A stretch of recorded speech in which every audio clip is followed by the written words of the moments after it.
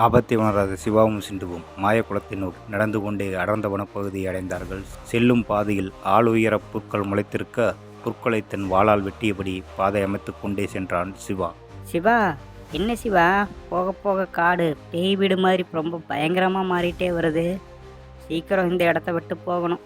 காட்டுக்குள்ள மிருகங்கள் கத்துற சத்தத்தை கேட்கும் பொழுதே என் அடி வயிற்றெல்லாம் கலக்குது என்று சிண்டு கூற, பயப்படாம வா சிண்டு, இன்னும் கொஞ்சம் தூரம்தான், அந்த மாயக்குளம் வந்துடும் என்று சொல்ல, சிறிது தூரம் சென்றதும் எதிரில் பெரிய பாறை ஒன்று தென்பட்டது.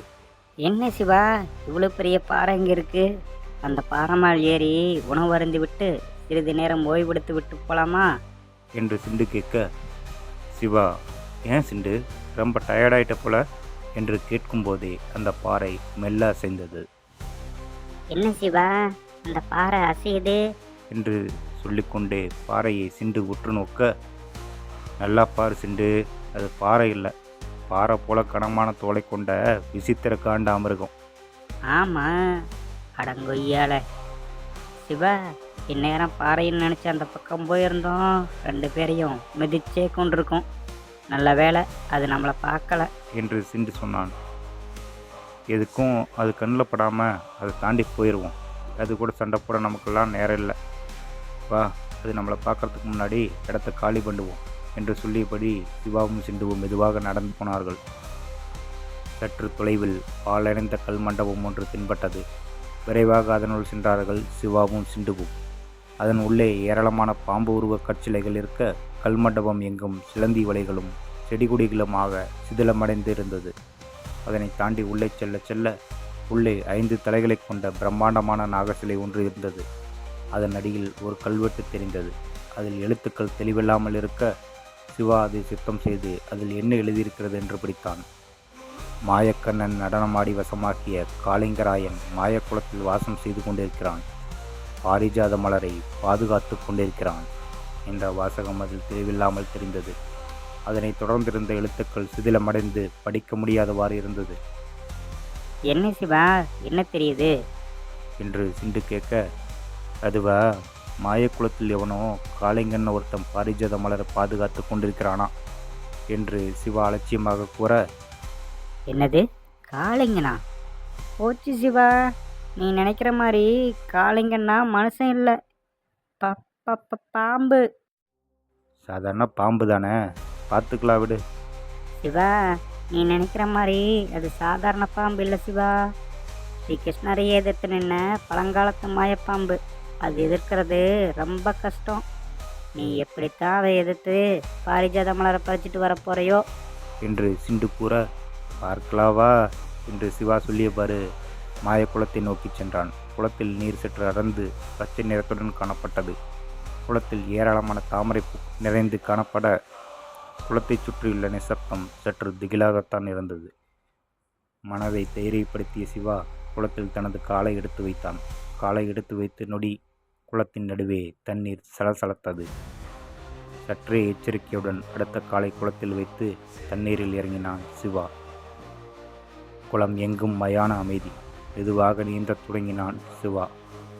சற்று தூரம் நீந்தி சென்ற பின் சிவா பின்னே திரும்பி குளக்கரையில் நின்று கொண்டிருந்த சிண்டுவை பார்த்து, பாத்தியா சிண்டு, இங்கே எந்த பாம்பும் இல்லை, இதெல்லாம் சும்மா நம்மளை பயப்படுத்த எழுதின கட்டுக்கதை என்று சொல்ல, குளக்கரையில் சிவாவை பார்த்து கொண்டிருந்த சிண்டுவின் முகம் மாறத் தொடங்கியது.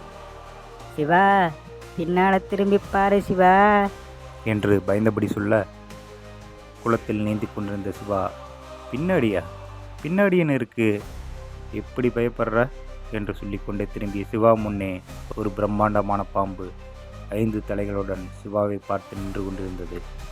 அதை பார்த்த சிவாவிற்கு ஒரு நிமிடம் மூச்சு நின்று போனது போலிருந்தது. அந்த பிரம்மாண்டமான பாம்பு சிவாவை பார்த்து என்று சீறியபடி நின்றது.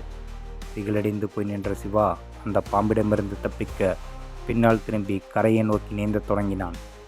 அதற்குள் அந்த பாம்பு தனது வாளால் சிவாவை சுருட்டி குளத்தின் நடுவே தூக்கி வீசியது. சிவா சற்று தள்ளி தண்ணீருக்குள் புத்தென்று விழுந்தான். விழுந்த வேகத்தில் சிவா குளத்தின் ஆழம் வரை சென்று பின் வேகமாக நீந்தி நீரின் மேற்பரப்புக்கு வந்தான். மேற்பரப்பிற்கு வந்து நீந்தியபடியே ருத்ரனின் வாளை எடுத்து காளிங்கனை தாக்க தயாரானான் சிவா. அந்த பிரம்மாண்டமான பாம்பு சிவாவை நோக்கி தண்ணீரில் மேலே ஊர்ந்தபடி வேகமாக வர சிவா பக்கவாட்டில் நீந்தி பாம்பை தன் வாளால் தாக்கினான். ஆனால் அந்த வாள் பாம்பின் மீது சிறிதும் காயத்தை ஏற்படுத்தவில்லை. மாறாக வாள் பாம்பின் மேல் பட்டு டங் என்று ஏதோ எறும்பின் மீது பட்டது போல பலமாக சத்தம் கேட்டது.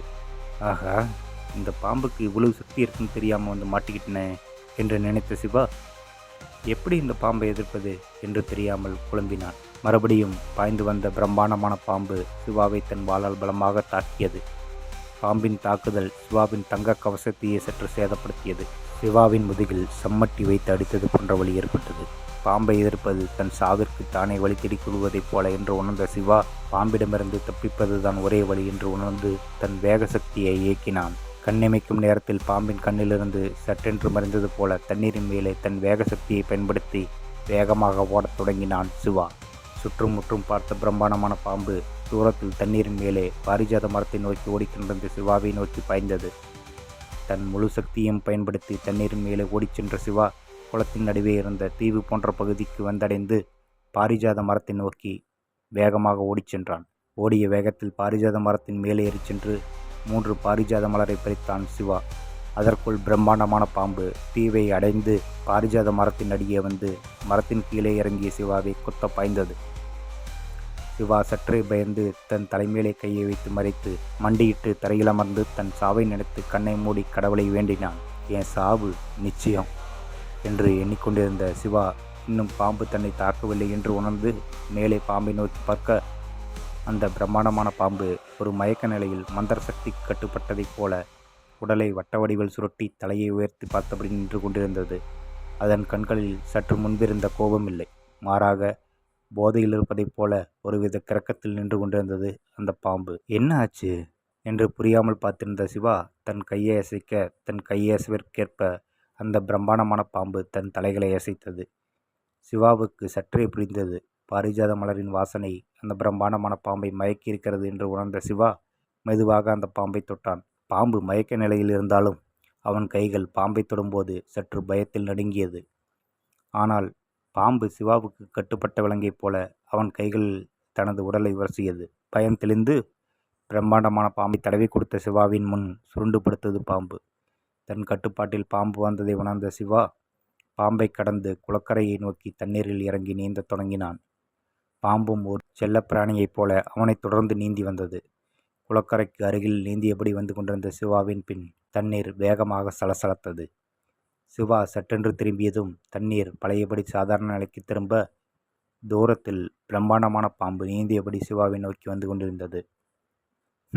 ஏதாவது குளத்து மீனா இருக்கும் என்று நினைத்த சிவா திரும்ப சட்டென்று அவன் முன்னே ஒரு அசுர முதலை சிவாவை நோக்கி வாயை பிளந்தபடி தாக்க வந்தது.